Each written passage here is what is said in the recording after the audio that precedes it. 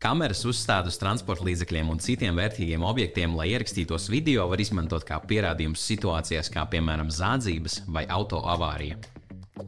Pasaulē aizvien vairāk apzinās kameru potenciālu un tiek lēsts, ka līdz 2025. gadam Eiropā būs uzstādīts un aktīvi izmantots ap 1,8 miljoniem video telemātikas sistēmu. Mapon kameru risinājumi ir izveidoti, lai sniegtu video pieeju katram transporta līdzeklim tavā autoparkā. Tu vari vērot vadītājus reāla laikā vai noskatīties ierakstītos notikumus vēlāk, ievākt noderīgus pierādījumus par avārijām vai zādzībām, pamanīt riskantus braukšanas pārkāpumus un vēl.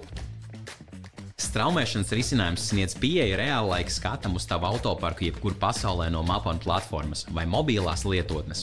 Straumēšana noder kvalitātes pārbaudēm, vadītāju novērošanai vai attālinātai vadībai.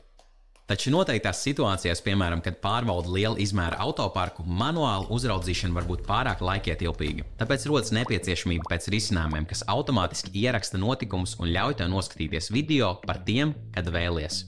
Notikuma risinājums ziņo tev par specifiskiem atgadījumiem, automātiski atpazīstot un ierakstot tos.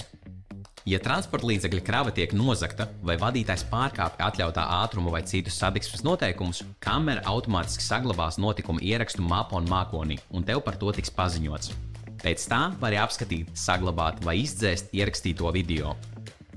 Atmiņas kartes risinājums ļauj tev piekļūt kameru iekšējai atmiņai, noskatīties video no konkrētiem transporta līdzekļiem un laika periodiem, kā arī lejupielādēt tos, ja tev būs nepieciešami kadri, kas nav automātiski ierakstīti un saglabāti notikumu risinājumā, piemēram, kadri, kuros redzama konkrēta piegāde.